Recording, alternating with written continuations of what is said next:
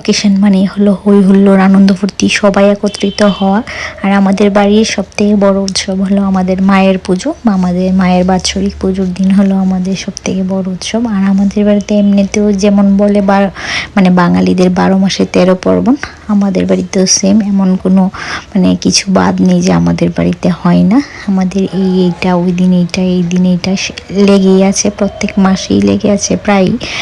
আমাদের অমাবস্যা তিথিতে আমাদের মায়ের পুজো সম্পূর্ণ হয়। তো এবারের পুজোটা অনেক দিন এগিয়ে গেছে, অন্য সময় জানুয়ারি আরও লাস্টের দিকে বা ফেব্রুয়ারি ফার্স্টের দিকেই থাকে। জানুয়ারিতে হয় বেশিরভাগ পুজোটা, এবার একটু এগিয়ে গেছে মায়ের পুজোটা।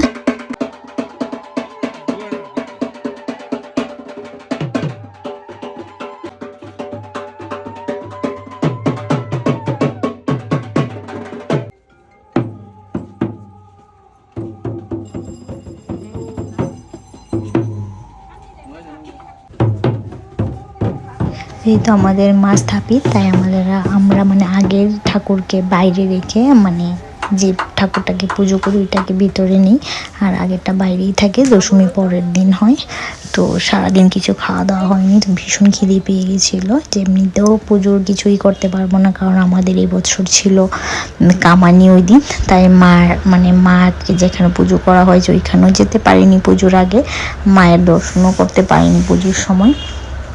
তাই এদিকে রেডি ফেডি হয়ে একটু প্রসাদ খেয়ে নিয়েছিলাম। আগে প্রসাদ বলতে খিচুড়ি হয়েছিল, তো ওইটা আমরা খেয়ে নিয়েছিলাম আগেই সন্ধ্যার দিকে। ভীষণ পরিমাণে খেতে পেয়েছিল। তারপর এবার অমাবস্যা হয়ে যায় একদম সকাল, মানে সকাল বলতে 5টা 5:30 বেজে যায় পুজো সম্পন্ন হতে হতে। এবার তিথি যেহেতু মানে তাড়াতাড়ি শেষ হয়ে যাবে, দুদিনই ছিল, শনি আর রবি। আমাদের বাড়ির পুজো হয়েছিল রবিবারে, তাই পুজো প্রায় 1টার সময় শেষ হয়ে গেছে।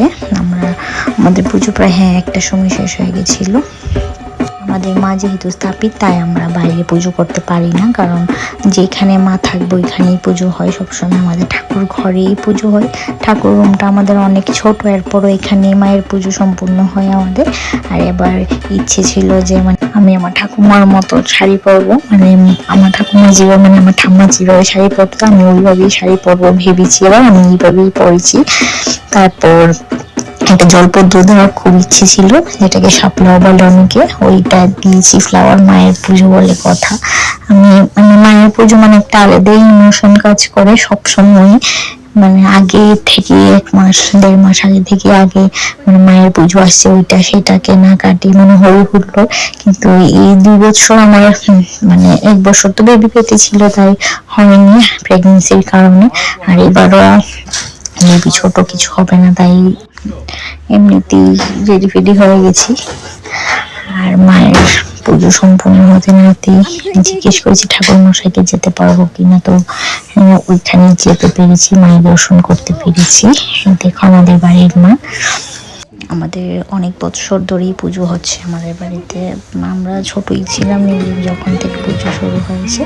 তারপর রাত্র বাজে প্রায় 2:30, তো সবাই চলে গেছে, শুধু আমরা বাড়ির সব কাকা কাকি পিসি মা মিলে আনন্দ ভর্তি করছিল, একটু নাচানাচি করছিল। তারা সবাই ঠাকুরের উপোস ছিল আমাদের বাড়িতে। যখন মায়ের পুজো যখন থেকে হয়েছে তখন থেকে আমার বাবা, তারা 4 ভাই 4 বউ পুজোতে উপোস করে। এখন সবাই পারে না, কারণ ছোট কাকি ছোট বেবি। তারপর বড় কাকার শরীর ভালো না, মেজো কাকারও শরীর ভালো না, সুগারের পেশেন্ট তারা। তো যেহেতু তারা পারে না, এবার শুধু আমার বাবাও করেনি, পারে না মায়ের উপোস থাকতে, মানে কালী পুজোর উপোস মানে তো অনেকটাই ব্যাপার, তাই পারে না।